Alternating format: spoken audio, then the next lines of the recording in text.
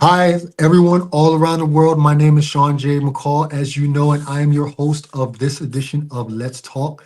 We're going to get right into it. I want to get right to the questions with my guest. How you doing, Andy? Nice to have you on. I'm doing good. Thanks for having me on, man. Excited to chop it up with you. Thank you, man. Hey, Yeah. okay, so just give me a quick rundown about yourself, a quick one, and then we're going to get right to the questions. Yeah. So my name is Andy Ogide. I played basketball overseas for 12 years, all over Europe, 1 year in South America and Argentina. And then now I'm a financial advisor, working with a lot of athletes and non-athletes as well. But I just got a designation to work with sports entertainers and just trying to help give back some of the knowledge that was given to me to help me out in my career and basketball and outside of it. So happy to talk. Dope, Can't wait to get into it. dope. Let's chop it up. So Yep. before we dive into money talk, let's Oh rewind yeah. a little bit. How did your overseas basketball journey begin? And when did you realize that you could possibly play overseas?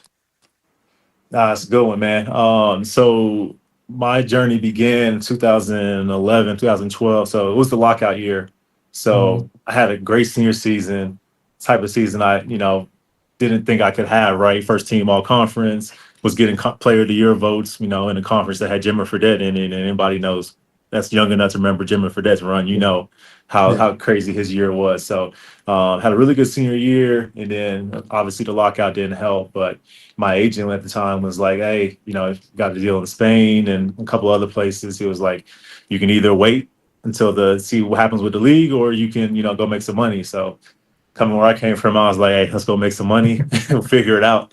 We'll figure it out when it's time, right? So when it did it, I went to Spain and loved it. The basketball at first was a little, it took a while to get used to it, Right. but once I did, I ended up loving it, and just the culture, the people, the city was cool, and then ended up just sticking overseas for a while. But to answer your Mm, question, when I first realized I could play overseas was probably my sophomore year is when I really oh started wow. training. Probably when I really started my sophomore year in college, Right. because I started training with some overseas pros, and they were like, "Oh yeah, you can do it. Like, continue to keep doing what you're doing in college, but there's something else after if you don't make the NBA." Like before that, Mm, I didn't really know. So hmm. after working out and training with them, seeing how like, all right, these are some dudes that are high level and making good money. They're not Hmm. having to work. They go play in the summer or go play during the year, come back in the summertime in Atlanta, and we train, we work out, and play in the programs with them. So it was just like, okay, there's something else out there. So that's when I really learned about it, because I didn't Cool. know anyone personally other than those dudes when they first came to me and we started working out together. Hmm. Were you Nigerian heritage? Were you Yeah. born in the States, and did you always have your Nigerian passport, or did you get it once you realized that it could probably help you overseas? Right. Yeah, no, I was born in the States. So I was born in, my parents are both from Nigeria. They're both born there, went to college here in the States. And so Mhm. they met in college, had me and my sisters.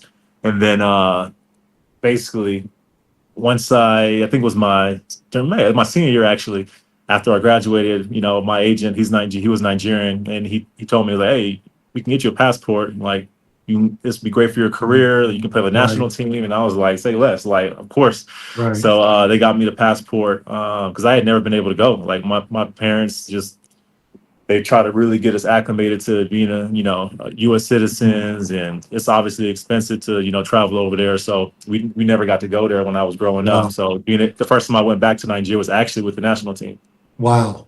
Yeah, Wow. yeah, I bet yeah. that was a dope moment for your parents. Man, my parents were so happy, so proud because one, I got to play for the country, for our country. My family got to see me play. Like it was just a beautiful, like, first time I touched down in Nigeria was like an experience I could never never forget.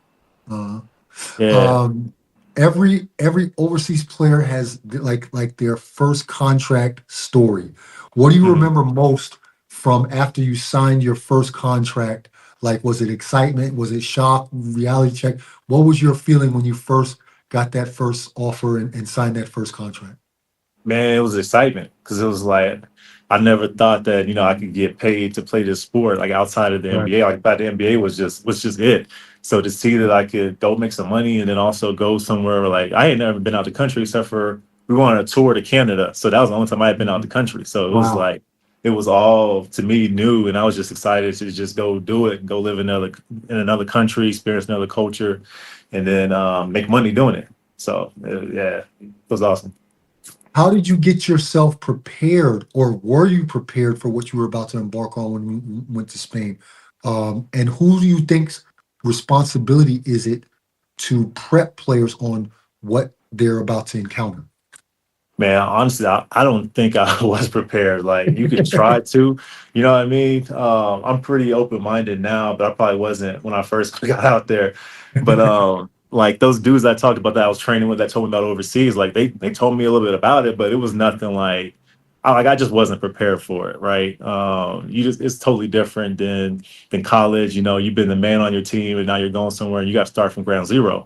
Right. Like I was ready for the challenge, but I don't think that I knew it was going to be just like that. Mhm. I thought honestly, oh, you signed me, you bring me over here to come play. Like, all right, you're Yeah, gonna give yeah, me everything I need, and blah blah blah. I'm gonna get this amount yeah, of shots. And no, yeah, yeah. no. It was completely different. So that took a while to get used to. Yeah, that's always Yeah. like the preconceived notion that you're bringing me over here to save y'all. Meanwhile, you're 22 years old, 23 years old, playing with grown men with kids, families that have Hmm. been playing in those leagues for a Oh man. long time and have way more experience. And then like when you first get there, it's like, okay, I'm not getting 20 shots a game. Like what? Like, Right. huh? And honestly, the part you just said about these are grown men, they got families that live out here, they got like that's the part that I didn't really get until maybe a couple years in, because like it took me a while to get it. Like, oh, like it don't matter. Like this dude's gonna be here, so like Right, they gonna play him. right, They gonna listen to him. Like right. if he don't like you, then that's not good. That might not be good for you, depending on what your production level is like. So those are huge like things that people don't realize that I think now they're grateful to have people like you and other professionals around that can kind of give back this knowledge and like let people know, like, all right, it's not going to be what you think it is, right? Right, right. Yeah. You've played in some very different basketball cultures. What were maybe the biggest adjustments that you had to make on and off the court in different countries? Oh man, on the court, it was just I would say it's the that everything is a system, right? Every country they got their own Right. type of Yeah. system. Some might be Yeah. more technical than others, Right. but with just understanding it. So like going from Spain, it was like my first couple years there, man, I was just setting pick and rolls and running, man. It was I would set maybe 50, 60 pick and rolls in a game easily. Like that was my role. You pick, you roll hard every single possession, right? Rim run, all that. And then when I got to France, it was like another up and down league, but they wanted me to do a little bit more different things. And then got to Russia, it was totally different than that. We didn't run as much pick and roll as we did in Spain and things of that nature. So getting used to the little nuances of the game, I think were huge, and took a little bit of time. And then off the court, it's just realizing that you're in someone else's time, like it's someone else's culture, whole different experience. Like every country's different, right? They all have different norms. Like I remember France, it was I'm a friendly dude for the most part, but it was like coming in every morning, having to say hello to everybody, shake their hands, like this and that. I was just like, why we? I see you every day. Like, why do we have to do this? But that's just their, that's just their culture, right? You gotta get used to the type of stuff, and then obviously they got the double kisses and like things like just little things like that, like that you would have no idea about if you didn't Right. go live there. So you just got to be able to adapt and just be able to just learn. So that's what I did, man. After the first couple of years, I was like, I'm gonna just try wherever country I go to, I'm gonna try to learn what they're doing and just try to do my best to be respectful and whatnot. From all the countries you played in, what country surprised you the most? Honestly, I would say Turkey and Romania because I didn't have very high expectations of just what the day-to-day life was going to be like. Like I Mhm. thought Turkey was going to be like, oh, okay, that's not my religion. I'm not Muslim or Islam or anything like that. So I heard that they're going to have like the bells ringing or whatever. It's when it's time to Right. pray and all this and that. And Right. I thought it would be very traditional. But when I was in Ankara, the capital, it was an awesome city. Istanbul is one of my favorite cities in the world. Like you can do whatever you Mhm. want. Like very Americanized, more Americanized than I thought. At least Mhm. Istanbul is. So I really like Turkey.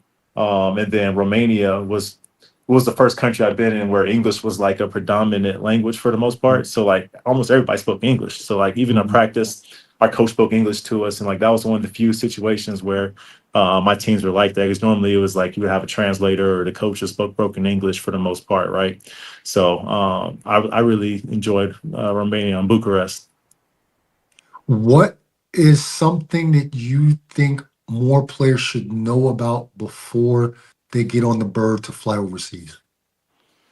Oh man, I, I don't want to say you have to forget every all the cultural norms here, but you have to be adaptable. You have to be able to adapt. Like the folks that make it overseas are the folks that can adapt, and whether that's basketball playing style, or whether that's the culture, whether that's being isolated from your friends and family for extended periods of time, like the food. Like you're gonna have to adapt. So I think that's the main thing. Adaptability. Go in there with open mind. Be ready to, you don't have to change who you are, but you're gonna have to adapt one way or another.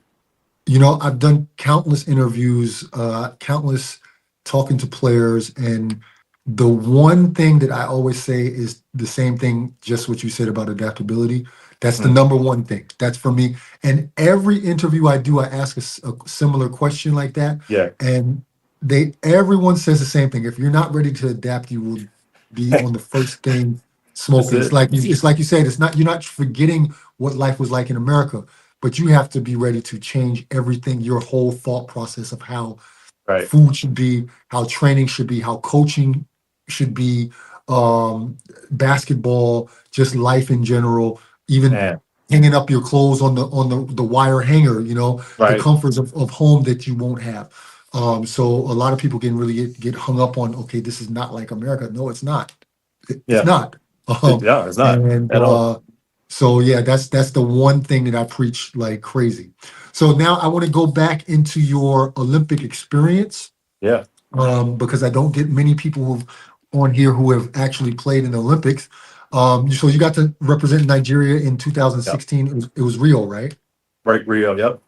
Um, what kind of feeling was it for you to walk into the Olympic Stadium, to go around with all those athletes, see all those athletes, um, and just experience that, take it all in? How was that for you? Man, honestly, I got goosebumps right now just thinking about it. Like, like just to be honest with you, like it was just something like I can't put it in words. Honestly, like it was the most proud I've felt, the most fun I've had playing basketball. I'm playing with my brothers. Um, my friends and family are watching. I'm getting messages from people from elementary school, like saying, I seen you. I'm watching open ceremony. I heard you're playing and blah blah this and that. Like walking to the opening ceremony and just walking through the cafeteria, like seeing, just random, people you grew up watching, right? Mhm.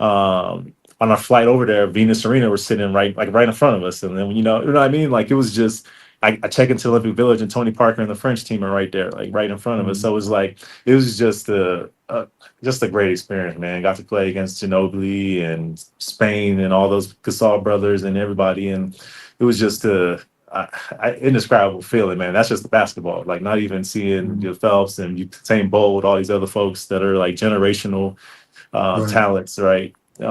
It's just unbelievable, man. I was so lucky to be a part of it. Being on that global stage, was there anything about playing in the Olympics, being there and experiencing all that, that possibly changed your mindset of how maybe you were doing things? Yeah, honestly, like I wish I would have even got there early. I think that would have just really just supercharged my Mhm. career if I'd have got there earlier than within like the middle of my career, more so when I played in Right. it. But just seeing like, all right, you're not that far off from these guys. So like, what's the difference, right? Why Mhm. are they there? Why are you not here? You know what I mean, type of thing. And it's just some of it can be a little bit of luck, but some of it can also be what's your playing style? Are you willing to do a certain role? Are you willing to do? Because when I'm playing in the national team, oh yeah, I'm playing a role, right? Right. So what Right. now when I go to my club team, why am I fighting that, right? I'm wanting to be the man or I'm Good wanting to point. do this and that, right? So it's like, are you willing to, lessen your game in order to, play a role on a team and have more team success, to where I guess essentially that helps you have more success. Like, I wish I Right. would have realized that earlier in my career than towards the end. Because that's when I feel like That's after that experience, I was like, oh, okay, you can get to a stage like this without having to be Kobe or whoever else, right? You like my whole thing, that training camp and us winning the first Afro basket from my country in the history was me just playing a role. Like, I'm playing a role on this team with a bunch of other talented individuals, right? So I was like this is what I should have been, striving to do in the beginning of my career. mhm. Being a Yeah, star at your role. exactly, exactly. Mhm. Yep, being a star in your role. Yeah. Is there anything about the Olympic experience what fans would not know that's kind of like you were there and now if you see it on TV you think, okay, nobody knows this except for somebody who was actually there. Yeah, I mean, that's a good one. But to be honest with you, a lot of it was so much of a blur. Like, even the games, like, I remember decent parts of it, but it was just so much. I was just so much in the moment because we won a game, so like we had a chance to like advance. Like, if we won another one, and we end up not winning. But I would say it was just so much of a blur. Like I was joking with my wife, whatever, we were watching the Olympics this past one, and we're watching gymnastics, and one of the announcers was speaking, and my wife was like, "You got a picture with her?" And I was like, "No, I don't." And then I look back.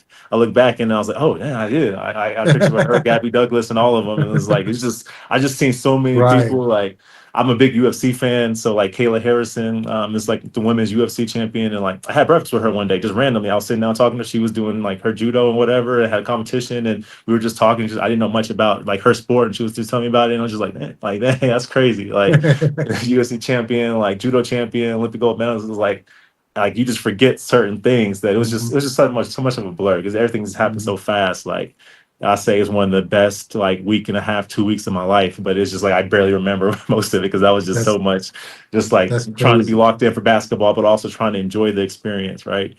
That's So crazy. yeah. Okay, so let's move on to money mistakes in life after basketball. Now that you're a financial advisor and helping others, let's talk a little bit about what led you down that path. Was it something that maybe from your own life or something that you experienced from others that you felt like you needed to get into this field and do what you do? Yeah. I mean, honestly, I got into the field because I saw things that happened with my parents, as far as like my dad panicked during the 2000 crash, right? So he Mhm. panicked and sold some stuff that his advisor told him not to sell. And I think, not I think, I know that was a huge mistake, right? Right, You never want to sell, or panic sell in situations like that. So he did, and ended up, taking the tax hit, and then also, just having less money than you would have had if you had just waited, right? right. So little things like that made me want to start to learn about financial literacy. And then my mom Mhm, losing her property in 2008 during the real estate crisis, mhm, that made me want to get into real estate and kind of really understand it. So mhm, those things I think really helped me like do well with my money that I made overseas, and then also like now in my profession, just because I want to be able to help people, because like we only know what we know, right? And no one teaches this right. stuff, so I feel like it's my duty to give back. So I do a lot of free teaching, a lot of free seminars for athletes, things of that nature, just because I know how it is, and then also having teammates that I've seen that, and friends that have played professionally, that just struggle with money. I wanted to be able Mhm, to, be a sounding board, and just someone that's done what you've done, been there where you're at, and is not trying to take advantage of mhm, you, right? That's trying mhm, to help you. Like, I provide free advice for everybody, so whether you're athlete or not. So for me, it was just more so, how do I help people learn some of the stuff that I learned only because of the things that happened in my life to my parents, right? So that's kind of mhm. what my driving force for getting into the industry was. I know that there are multiple ones. Give Yeah, me one financial mistake that players underestimate when they play overseas. I play overseas. One, I would probably say taxes, because we hear that it's all tax free, Tax right? free. But That's bullshit. yeah, Uncle but Sam wants it's his cut. Uncle Sam wants his cut, right? And so now there is like a foreign tax exclusion where you can get up to 126,000, something like Right, that, tax free if you pay taxes in that country that you're in. But right. you also got to make sure you get your visa from your country and all this Stubs. other stuff, Yeah. right? Your Make sure pay that you, stubs. yep, yeah, make sure you have all that stuff so you can file that election. But if you don't, Uncle Sam wants his money, right? So you don't want to get here and then now you're done playing. You don't have any tax returns. You haven't never paid taxes. Like that's not a good place you want to be in. So thankfully, I had good OGs that my first year that told me like, "Oh, file your taxes," and I was like, "What you mean? It's tax free?" And they're like, "No, it's not. Just go file your taxes." And every year I filed my taxes and learn the process over. So I'll say that's the main thing. Like understand your taxable liability and things of that nature. Yeah, I think that whole your money is tax free. That okay, I'm an old guy, so I mean when I came over in '95, that was a big draw to get Right. Americans to come over. Hey, this money is tax free. But yeah, it's tax free. No, it's not tax free. Like no, it's not. Yeah, The they teams might are pay your paying you taxes over taxes there. Yeah. over here in some cases also not. So you have to be careful on that end as Right. well. That's why I tell them all as well when I consult with them. But yeah, Uncle Sam is going to want his cut, and if you're not careful, that could be like, whew, I've Yeah. heard stories. I've Yeah. heard No, it can get stories, ugly. and they're Right. scary, Right. right? Phew. Um, one mistake that I see, and actually I made this mistake. I'll tell you my story. When players start getting these contracts, they think the money is never going to stop. Oh, yeah.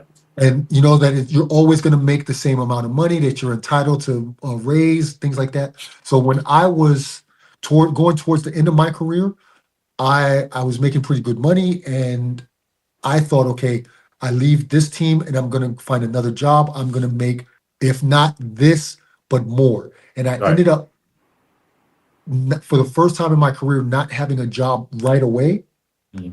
and I took a pretty big hit. Yeah. The really the only big hit that I took, but from one year to the next, it was a pretty big drop.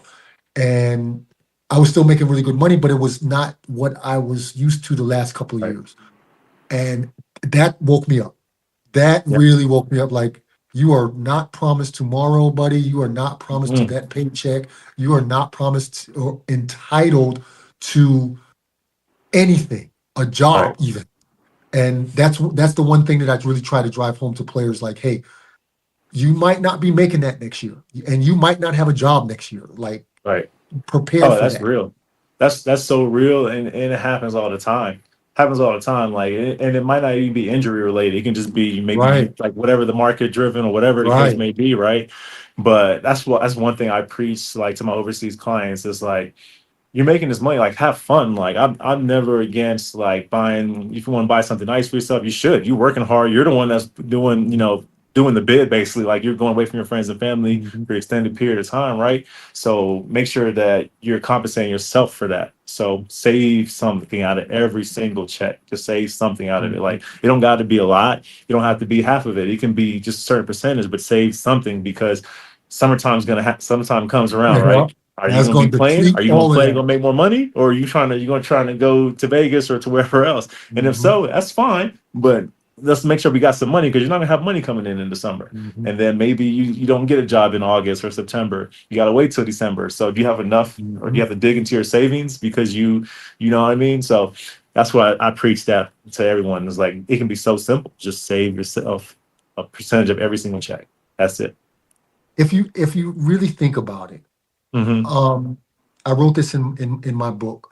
I'm not a financial advisor or anything, but kind of like a rule for thumb for me is to save at least half your check. Because if you think about it, you are you're not paying for your car, you're not paying for your apartment, you're not paying for light bill, for heating, Right. for you're pretty much paying only for entertainment.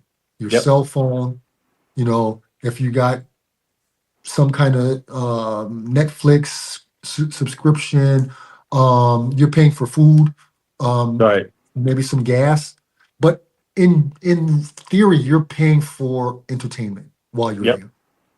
Your expenses will never be as low as it is while you're playing No, overseas for the no, most part, right? no. It You're not just paying never for will health be. insurance. Like there's so much that you're Yeah. not paying for that you don't realize. Even if you're making $1,000 a month, you Yeah, that's $1,000, but you're not having to pay for a car for most in most nothing cases, or like for and most cases. Yeah, sometimes food. Sometimes you get free meals exactly. at some teams. So it's like that amount of money you have to be able to save something. And if you can save half, great. If you can save more, even better. But you just got to make sure that you're saving something, because while your friends are out here working, they're paying all these, they have these huge expenses, but they're also putting money away for retirement. So you're Right, doing neither, right?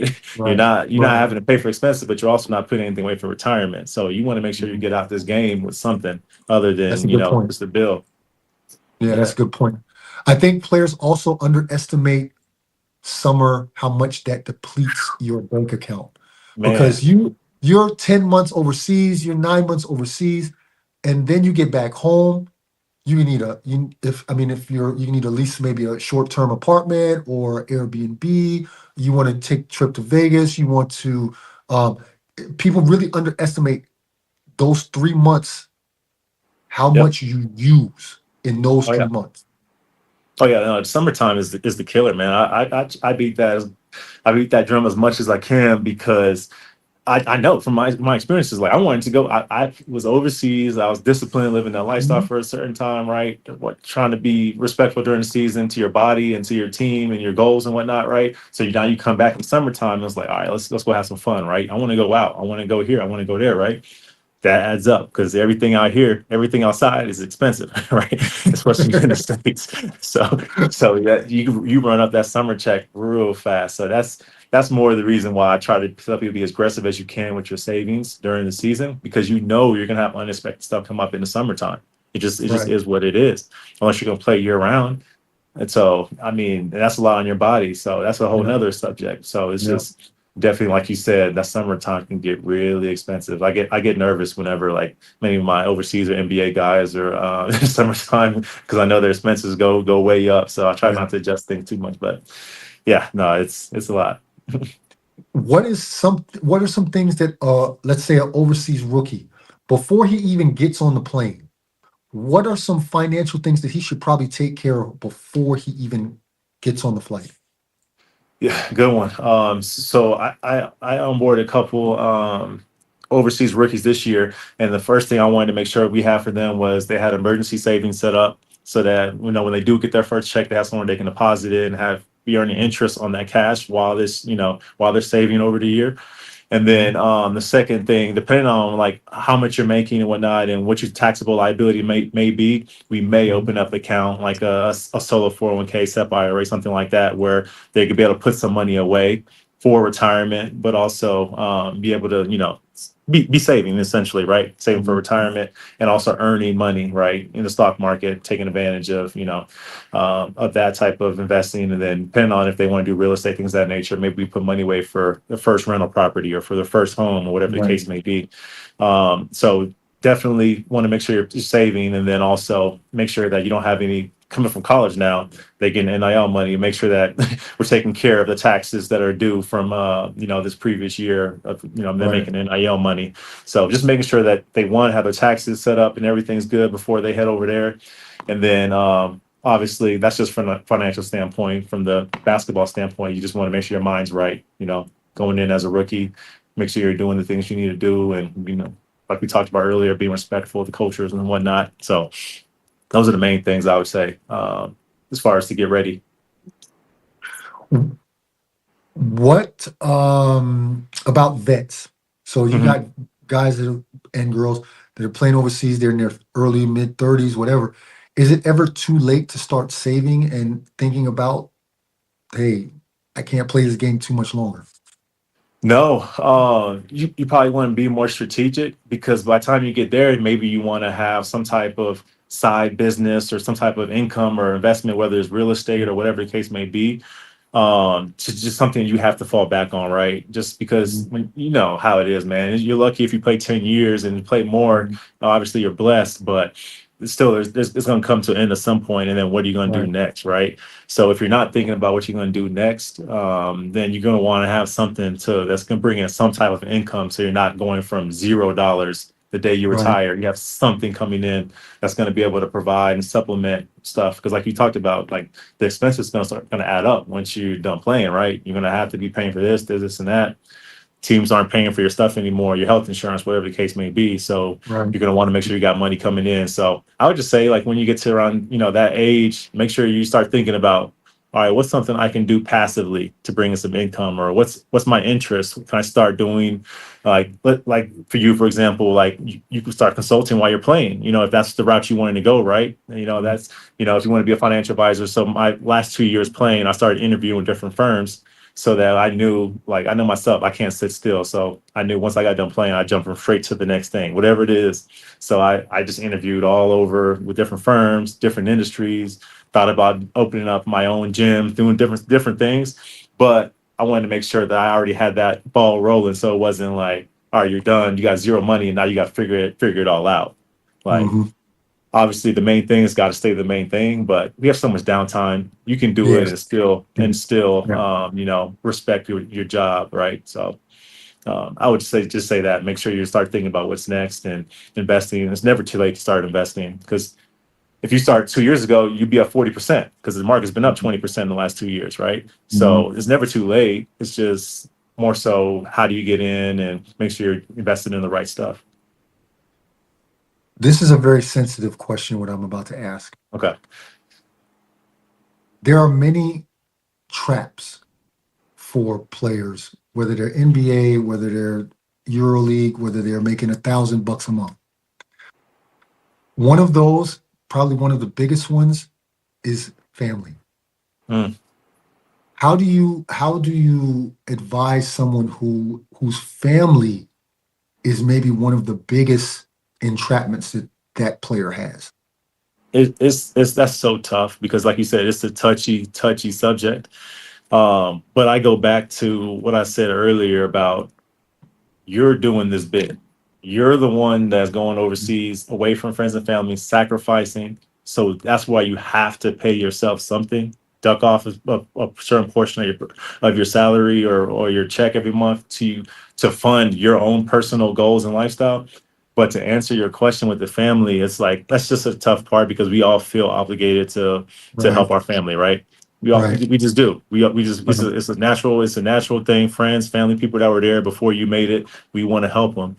But it's like, it goes back to like the on an airplane, right? They say you got to fix your life mask first before you help others, right? It's the same thing. You got to get yourself, you got to take care of yourself before you can take care of all your Yeah. friends and family. So like, if you're going broke because you're taking care of them, then now you all going to go down together. So like, I tell them, like, so my clients, I tell them personally, like, listen, that's the reason why you have me here as your financial advisor. You can tell your family to call me. If they need anything, they can call me. And then let me vet their deal. If they want to do an outside deal, cool. Maybe it might be good, might not. But either way, let someone outside of you vet it. That's more experience with it, right?